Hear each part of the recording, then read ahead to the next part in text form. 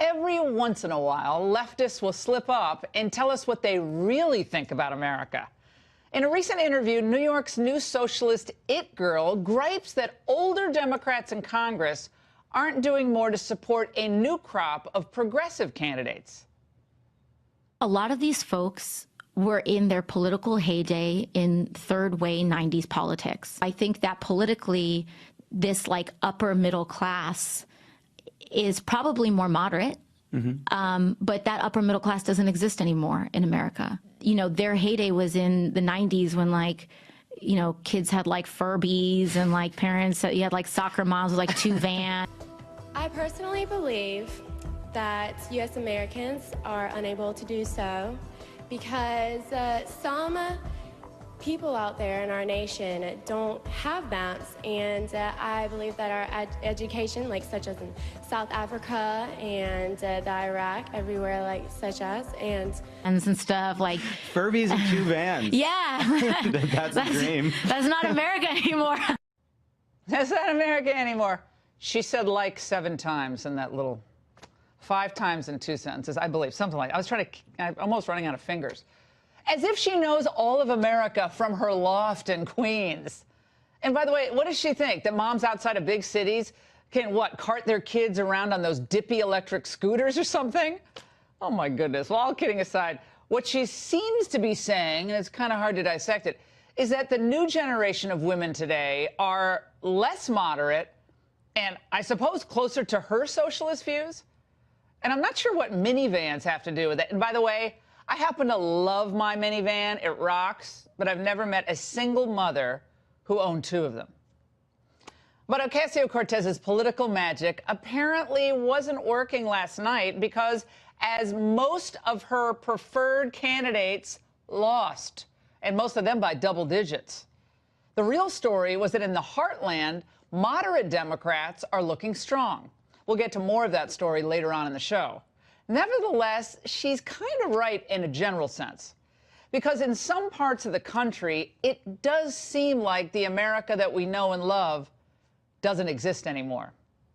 Massive demographic changes have been foisted upon the American people, and they're changes that none of us ever voted for and most of us don't like. From Virginia to California, we see stark examples of how radically, in some ways, the country has changed. Now, much of this is related to both illegal and, in some cases, legal immigration that, of course, progressives love. Remember the old Democrats, maybe some of them that Ocasio-Cortez is referring to, they used to think that borders mattered.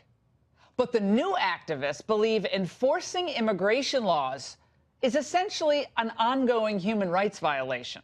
Of course, they want to abolish ICE and so forth. Well, today we were reminded again of why our law has to be enforced, borders strengthened, and the wall built, loopholes closed, and sanctuary city policies ended once and for all. Check out what happened courtesy of Philadelphia's refusal to cooperate with ICE detainers. In May of 2009, Juan Ramon Vasquez, a citizen of Honduras, was deported from the United States. Just 5 years later, in March 2014, ICE officers found out that Vasquez was back in the U.S. and was in custody with the Philadelphia Department of Prisons. Philadelphia, however, refused to comply with an ICE detainer request, so Vasquez was instead released from custody. After his release, Vasquez was rearrested and ultimately convicted for child rape. This is an unspeakable act of evil that should have never occurred and never occurred on American soil.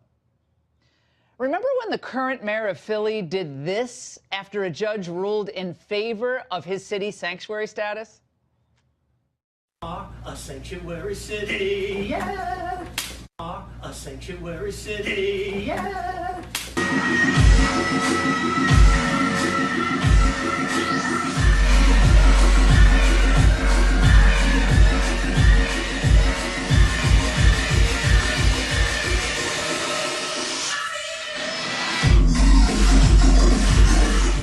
Oh my God, what an embarrassment. At this point, I would hope the voters in Philadelphia would see the light and send Mayor James Kenney packing. He's a disgrace. If only such heartbreaking stories, though, were isolated events. They're not. Last weekend in Colorado Springs, a police officer, Sem Duzel, was critically injured. He was shot by an Iraqi refugee allowed into the U.S. under President Obama. Karar Noman al-Khamasi had been ordered deported after a felony trespassing probation violation, only to be released by a judge who cited changes in the law. It was beyond tragic. And for all of you who are buying into the media narrative about the horrors perpetrated on children who are kept temporarily in HHS custody, who've crossed the border, the kids who've crossed the border illegally, consider an actual horror. An illegal who crossed the border with a child he claimed was his own. Well, that illegal adult turned out to be the child's rapist. Ramon Pedro showed up at a border crossing in Texas last April. He said he was traveling with his daughter, and he demanded entry into the U.S. Well, like thousands of other family units, they were processed and then released into the United States. It's called catch and release. Well, late last month, at a routine health screening, doctors discovered the girl had been sexually assaulted allegedly by him. And it gets worse. It turns out the young girl's mother knew that this coyote was a sexual predator, but sent her daughter with him anyway because the mother was promised ultimately later on a job. Who are these people? I mean, they're really smart. Mother of the Year award there. Now, well, who is going to make the argument that this poor, abused, and brutalized girl wouldn't have been safer in U.S. detention than with a rapist?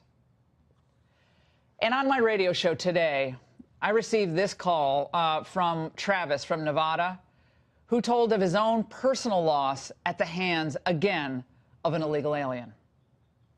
My brother in April was killed by an illegal alien while he and his son and his girlfriend were out on a planned bike ride. His son was 9 years old, and oh my God, doing 60 miles an hour on a side street and hit him on his bicycle.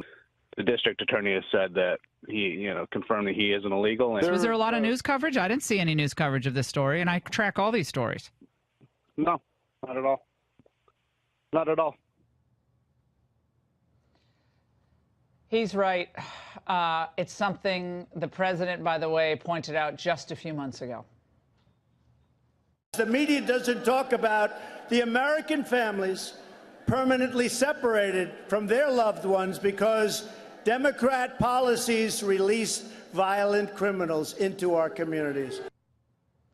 And if you're under the impression that these illegal crossings are somehow slowing down, well, new data released in the last 24 hours tells a very different story.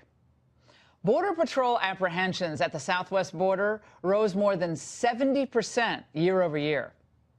Agents apprehended 31,303 people in July, up from 18,187 a year ago. And while it's good that they're being apprehended, we should, be a little bit alarmed, don't you think? That they feel like they're entitled to keep coming across the border. And by the way, there were 3,938 unaccompanied children apprehended last month. That's up from 2,475 a year ago, with another 9,258 families apprehended. That was up from 3,389 last July. Now, I know those are numbers, but we have to, these are our people, a lot of people. It's a lot that this country has to process, and ultimately, most of them are released. And what about those who come here on valid visas? Well, guess what? More than 600,000 of those who came on visas overstayed them in 2017. This is another completely absurd scenario. Everyone is gaming the system. Now, this is a sure way, over time, to remake and reshape America. This is exactly what socialists like Ocasio-Cortez want, eventually diluting and overwhelming your vote with the votes of others who aren't let's face it, too big on Adam Smith and the Federalist Papers. And as for those minivan driving women from the 1990s, well, newsflash, Alexandria, most of them are still alive and they vote. And I bet most of them don't like the lawlessness at the border and the crime it brings into our country. I have to believe that most American women are smarter than to fall into the socialism open borders trap. It's clear that we need a reset on the entire issue of immigration, illegal and legal. It's time that the president gives a formal address to the nation, preferably one from the Oval Office. He should lay out his agenda and the cost to the nation of not pursuing it. As he said before, merit-based legal immigration is fantastic, but what we have now is a complete farce, and we're all paying for it. Some, as you saw with those examples, more than others. The president can be so persuasive. So give us the whole truth, Mr. President, the good, the bad, and yes, the uncomfortable.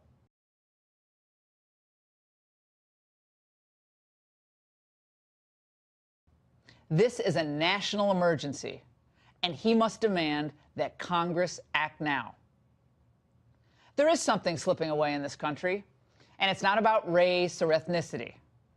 It's what was once a common understanding by both parties, that American citizenship is a privilege, and one that at a minimum requires respect for the rule of law and loyalty to our Constitution.